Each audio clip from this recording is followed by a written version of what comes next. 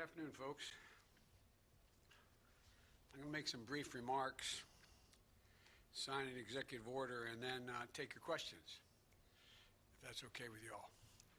Last week, we immediately got to work to contain the pandemic and deliver economic relief to millions of Americans who need it the most.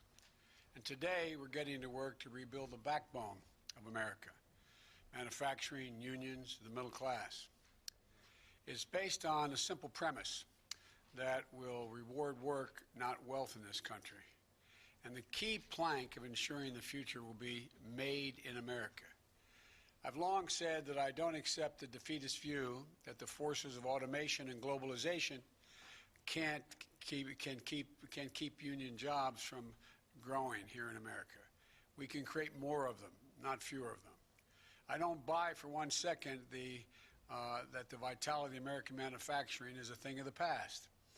American manufacturing was the arsenal of democracy in World War II, and it must be part of the engine of American prosperity now. That means we're going to use taxpayers' money to rebuild America. We'll buy American products and support American jobs, union jobs. For example, the federal government every year spends approximately $600 billion in government procurement to keep the country going, safe and secure. And there's a law that's been in the books for almost a century now to make sure that that money, when spent, taxpayers' dollars for procurement, is spent to support American jobs and American businesses. But the previous administration didn't take it seriously enough. Federal agencies waived the Buy American requirement without much pushback at all. Big corporations and special interests have long fought for loopholes to redirect American taxpayers' dollars to foreign companies for the products that are being made. The result, tens of billions of American taxpayers' dollars supporting foreign jobs and foreign industries. In 2018 alone, the department spent $3 billion, the Defense Department, on foreign construction contracts, leaving American steel and iron out in the cold. It spent nearly $300 million in foreign engines and on vehicles instead of buying American vehicles and engines from American companies, putting Americans to work. Under the previous administration, the federal government contract awarded directly to foreign companies went up 30%. That is going to change on our watch. Today, I'm taking the first steps in my larger Build Back Better recovery plan that invests in American workers, unions, and businesses up and down the supply chain. And I know that previous presidents entered office by promising to buy America and instituting the Buy American policy. But here's why this is different and not the same. I'll be signing an executive order in just a moment, tightening the existing Buy American policies and go further. We're setting clear directives and clear explanations. We're going to go to the core issue with a centralized, coordinated effort. Look, today I'm creating a director of Made in America at the White House Office of Management and Budget who will oversee our All of Government Made in America initiative. That starts with stopping federal agencies from waiving Buy American requirements with impunity, as has been going on. If an agency wants to issue a waiver to say we're not going to buy an American product as part of this project, we're going to buy a foreign product, they have to come to the White House and explain it to us. We're going to require that waivers be publicly posted. That is, someone seeking a waiver to build this particular vehicle or facility, and it's going to buy the following foreign parts. That waiver, the request for it's going to be posted. Then we'll work with small American manufacturers and businesses to give them a shot to raise their hand and say, yeah, I can do that here in my shop, in my town. It's about, as you've heard me say before, I used to have a friend who was a great athlete. He'd say, you got to know how to know. These small businesses don't even know they can compete for making the product that is attempting to be waived and be able to be bought abroad. And I'm directing the Office of Management and Budget to review waivers to make sure they are only used in very limited circumstances. For example, when there's an overwhelming national security, humanitarian, or emergency need here in America. This hasn't happened before. It will happen now. Here's what else we're going to be doing. Under the Build Back Better recovery plan, we'll invest hundreds of billions of dollars in buying American products and materials to modernize our infrastructure, and our competitive strength will increase in a competitive world. That means millions of good-paying jobs using American-made steel and technology to rebuild our roads, our bridges, our ports, and to make them more climate resilient, as well as make them able to move faster and cheaper and cleaner to transport American-made goods across the country and around the world, making us more competitive. It also means replenishing our stockpiles to enhance our national security. As this pandemic has made clear, we can never again be in a position where we have to rely on a foreign country that doesn't share our interest in order to protect our people during a national emergency. We need to make our own protective equipment, essential products and supplies. And we'll work with our allies to make sure they have resilient supply chains as well. We'll also make historic investments in research and development, hundreds of billions of dollars, to sharpen America's innovative edge in markets where global leadership is up for grabs. Markets like battery technology, artificial intelligence, biotechnology, clean energy. The federal government also owns an enormous fleet of vehicles, which we're going to replace with clean electric vehicles made right here in America by American workers, creating millions of jobs, 1 million auto worker jobs in clean energy and vehicles that are net zero emissions. And together, this will be the largest mobilization of public investment in procurement, infrastructure, and R&D since World War II. And with the executive order I'll be signing today, we'll increase Buy American requirements for these kinds of projects and improve the way we measure domestic content requirements. For example, right now, if you manufacture a vehicle for the federal government, you need to show that at least 50% of the components of that vehicle were made in America.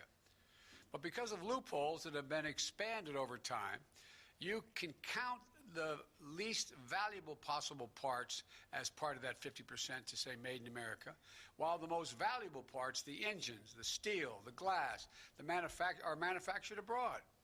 So basically, we're batting 0 for 2. The content threshold of 50% aren't high enough. And the way we measure the content doesn't account for U.S. jobs and economic activity. We're going to change that as well. The executive action I'm signing today will not only require that companies make more of their components in America, but that the value of those components is contributing to our economy, measured by things like a number of American jobs created and or supported. At the same time, we'll be committed to working with our trading partners to modernize international trade rules, including those relating to government procurement, to make sure we can all use our taxpayer dollars to spur investment that promotes growth and resilient supply chains. And here's what else the action does.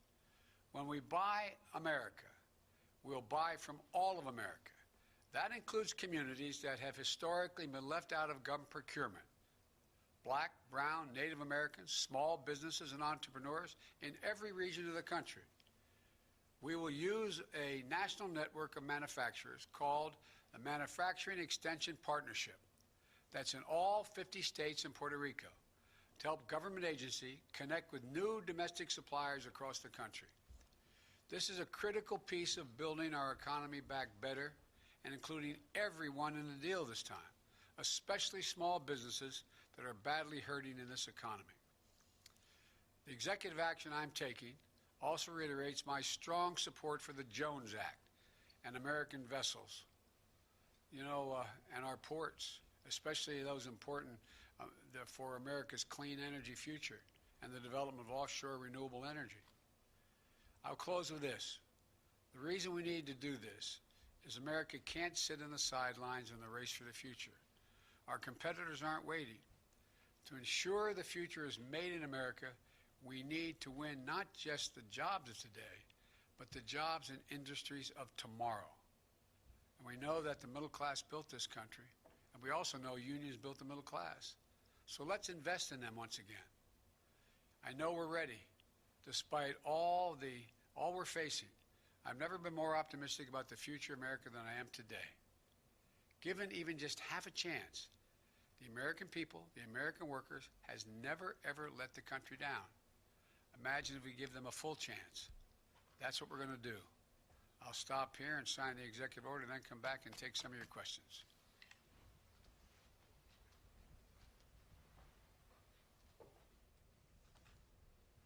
This executive order is entitled Ensuring the Future is Made in America by Americans, all of American workers.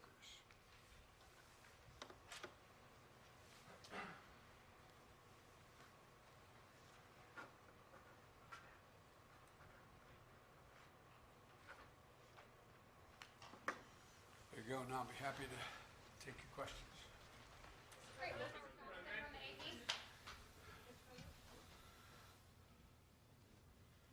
Thank you, Mr. President. Jonathan Lemire with the Associated Press. Two topics, if I may. The first, you have made reopening schools a central part of your first 100 days agenda, and you've long portrayed yourself as an ally to the teachers and the unions. Right now, the Chicago Teachers Union has refused. They've defied an order to return to in-person classrooms because of a lack of vaccinations. Do you believe, sir, that teachers should return to schools now? I believe we should make school classrooms safe and secure for the students, for the teachers, and for the help that's in those schools maintaining the facilities. We need new ventilation systems in those schools. We need testing for people coming in and out of the classes. We need testing for teachers as well as students. And we need the capacity to know that, in fact, the circumstance in the school is safe and secure for everyone. For example, there's no reason why the clear guidance will be that every school should be thoroughly sanitized from the lavatories to the hallways. And so this is about making, and none of the school districts that I'm aware of, there may be some, public school districts, have insisted that all those pieces be in place. And I might add, it's the same kind of thing I hope we can do with small businesses and businesses, making sure they have the capacity to test their workers when they come in, to make sure they have plastic dividers between their booths and in their restaurants, etc., to make sure they can sanitize. So it's not so much about the idea teachers aren't going to work. The teachers I know, they want to work. They just want to work in a safe environment, and as safe as we can rationally make it, and we can do that, and we should be able to open up every school, kindergarten through 8th grade, if in fact we administer these tests. And it'll have the added advantage, I might add, of putting millions of people back to work. All those mothers and fathers that are home taking care of their children rather than go to work even when they can work. They're not able to do it unless they have the luxury of working distance-wise like many of us do. They're not able to do it. And so this is about generating economic growth overall as well. Great. Alex from Reuters.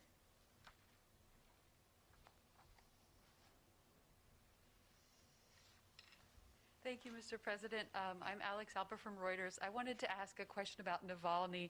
If you are considering imposing sanctions on any of the individuals involved in his attempted poisoning and or his arrest when he returned from Germany, and if not, is that related to your concerns about it potentially derailing a New START extension? Thank you. I find that we can both operate in the mutual self-interest of our countries as a New START agreement and make it clear to Russia that we are very concerned about their behavior, whether it's Navalny, whether it's the solar winds, or whether it's reports of bounties on the heads of Americans in Afghanistan. I've asked the agencies in question to do a thorough read for me on every one of those issues, to update me precisely where they are, and I will not hesitate to raise those issues with the Russians. Jeff from NBC. President Biden, question about your COVID relief deal. On Friday, you said the nation isn't a national emergency. We should act like it. Given that, given the scale and the severity of the need, how long are you willing to get sufficient Republican support before you would greenlight Democrat attempts to use reconciliation, for instance, to pass that bill? Well, look, the decision on reconciliation will be one made by the leaders of the House and the Senate. But here's the deal. I have been doing legislative negotiations for a large part of my life. I know how the system works. And what I'm not, can't guarantee anything at all, but I can say that what I'm going to be doing, and we've already begun, is making it clear to the leadership in the House and the Senate, as well as the group of 16, bipartisan group, as well as Republican individuals who have an interest in the issues that are in my package, and saying, here's what I'm doing, here's why I want to do it, here's why I think we need to do it, and what kind of support can or can't you give to that. And then we go on to the way in which we deal with legislation all the time. You know, we didn't have any votes for the recovery package when Barack and I came into office. We were short 3 votes. We didn't know we had the votes until the day of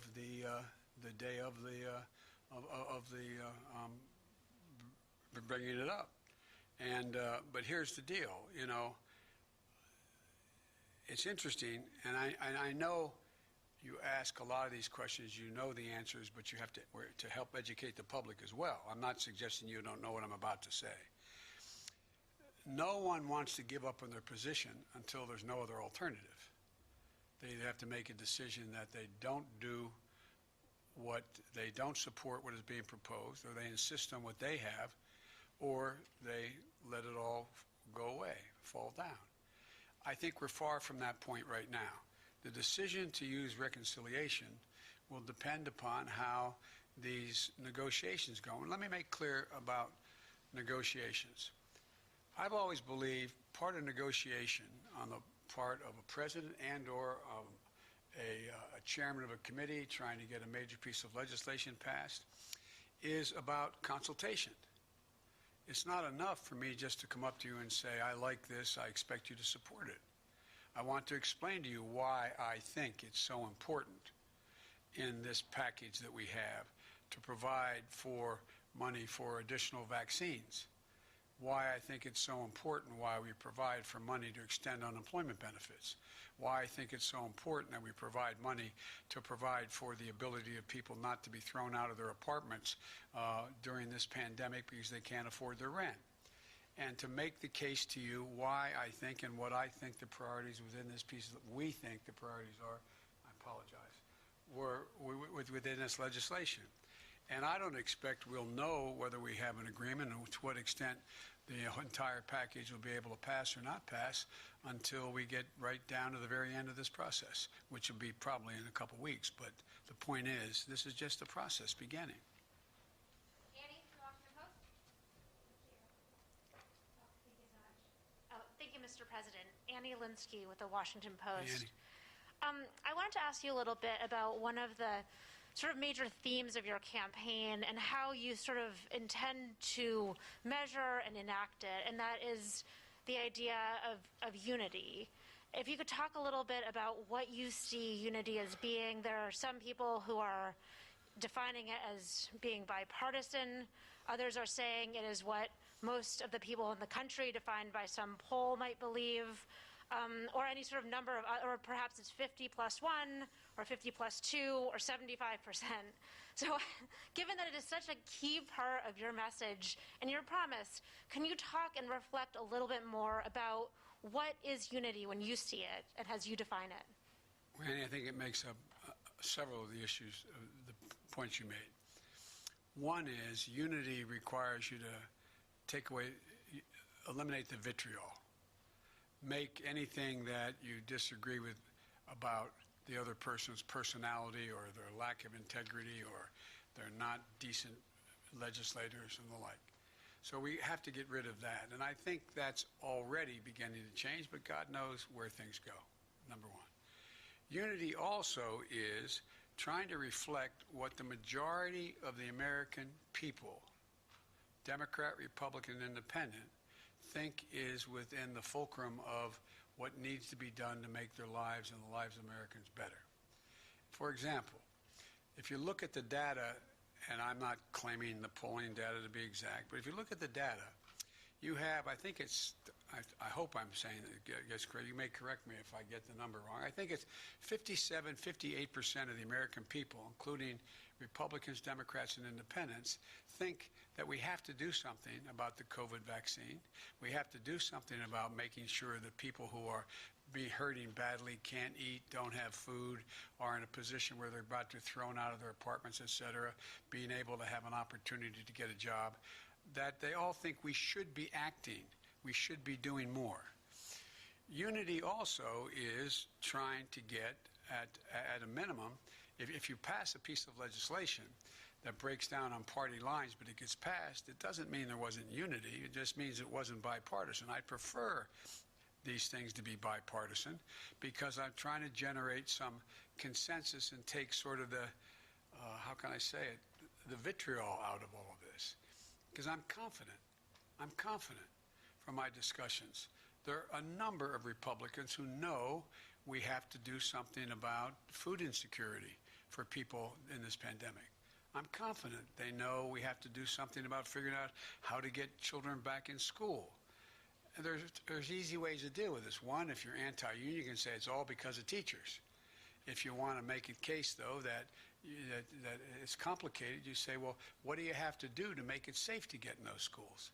Now, we're going to have arguments. For example, I propose that because it was bipartisan, I thought it would increase the prospects of passage, the additional $1,400 in direct cash payment to folks. Well, there's legitimate reason for people to say, do you have the lines drawn the exact right way? Should it go to anybody making over X number of dollars or why? I'm open to negotiate those things. That's all. I picked it because I thought it was rational, reasonable, and it had overwhelming bipartisan support in the House when it passed. But this is all a bit of a moving target in terms of the precision with which this goes. You're asking about unity, 51 votes, bipartisan, et cetera.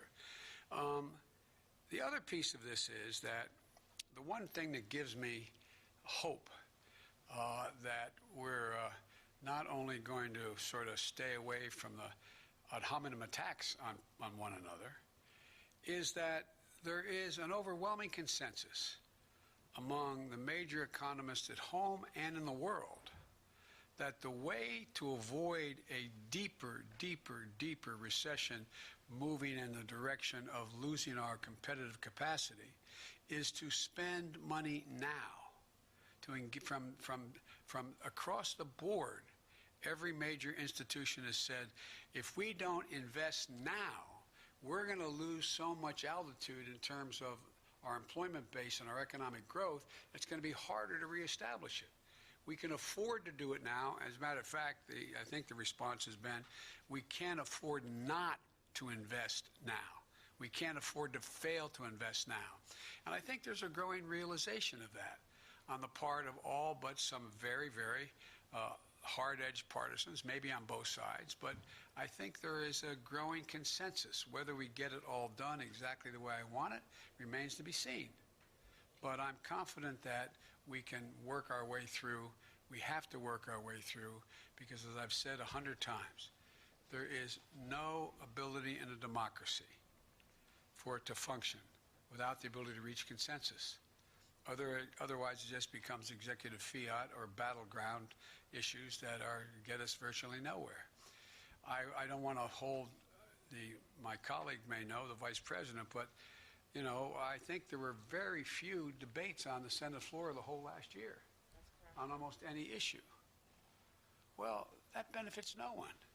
Doesn't inform anybody, doesn't allow the public to make judgments about who they think is right or wrong. So I am optimistic that it may take some time, but over the year, the way if we treat each other with respect, and we're going to argue like hell. I'm confident of that, believe me, I know that. I've been there. But I think we can do it in a way that we can get things done for the American people. Great. Last question, Josh from Bloomberg.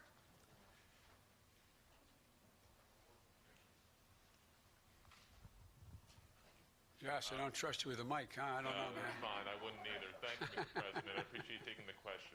You mentioned just now that you might know in a couple of weeks. Can I ask whether it's more important for you to get something passed in a short time frame like that, or would you be willing to wait longer to get more bipartisan support? And might I also ask that one of the pillars is the vaccine funding. When do you think any American who wants to get the shot will be able to get the shot? Well, I'll try to answer the three parts of your question as I heard them. One, time is of the essence. Time is of the essence. And I must tell you, I'm reluctant to cherry pick and take out one or two items here and then have to go through it again, because these all are kind of, they go sort of hand in glove, each of these issues, number one. Number two, we are optimistic that we will have enough vaccine, and in very short order. We, as you know, we came in office without knowledge of how much vaccine was being held in abeyance or available. Now that we're here, we've been around a week or so, we now have that. And we've gotten commitments from some of the producers that they will, in fact, produce more vaccine in a relatively short period of time and then continue that down the road. So I'm quite confident that we will be in a position within the next 3 weeks or so to be vaccinating people at the range of 1 million a day or in excess of that. That is I promised that we would get at least 100 million vaccinations. That's not people, because sometimes you need more than one shot, the vaccination, but 100 million shots in people's arms of the vaccine. I think with the grace of God and the goodwill of the neighbor and the creek not rising, as the old saying goes, I think we may be able to get that to 1.5 million a day rather than 1 million a day. But we have to meet that goal of 1 million a day. And everything points that we're going to have, enough vaccine, B, enough syringes and all the paraphernalia needed to store, keep, inject, move into your arm the vaccine. 3, a number of vaccinators, people administering the vaccine, which is not an easy task.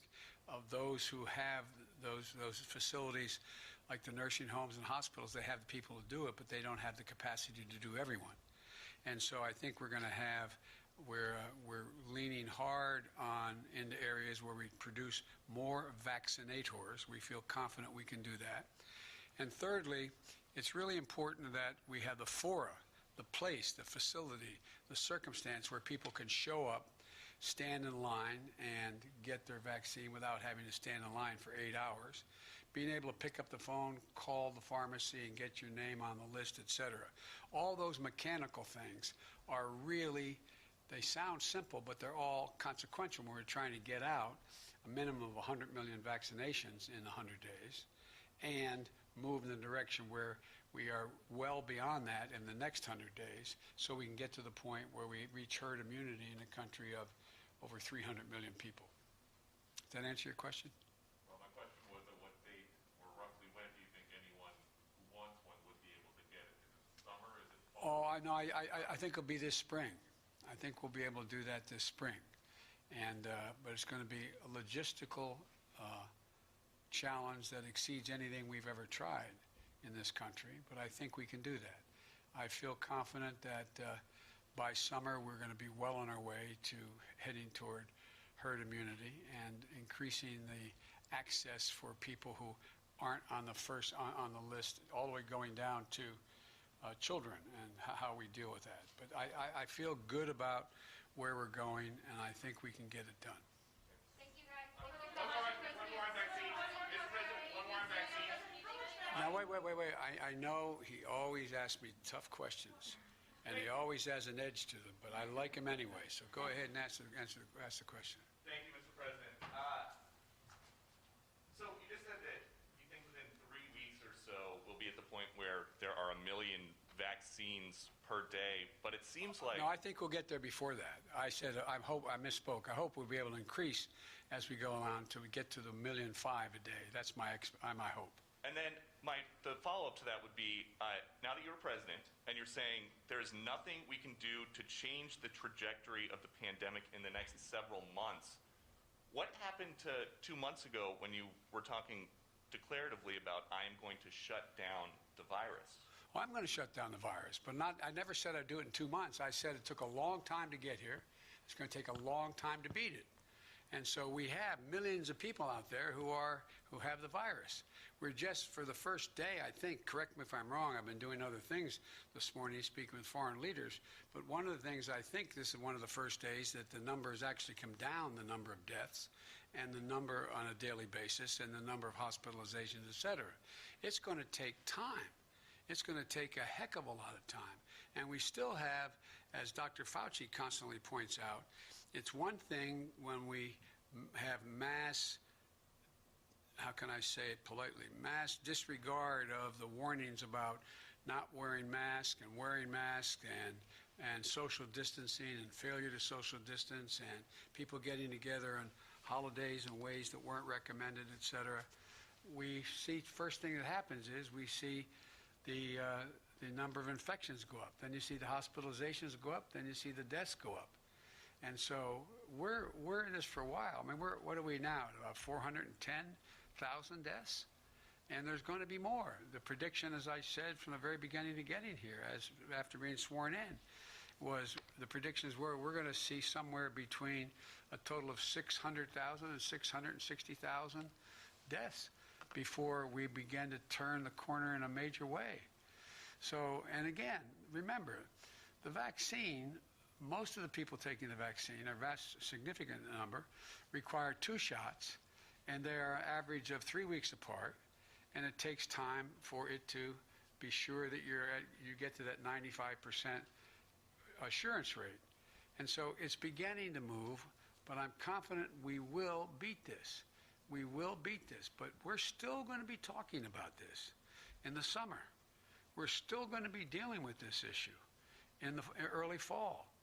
And last point I'll make, and I know you're tired of hearing me saying it, particularly you may be tired of hearing me saying it, and that is that if we wear masks between now and the end of April, the experts tell us we can save 50,000 lives. 50,000 people otherwise would die. Thank you so very much.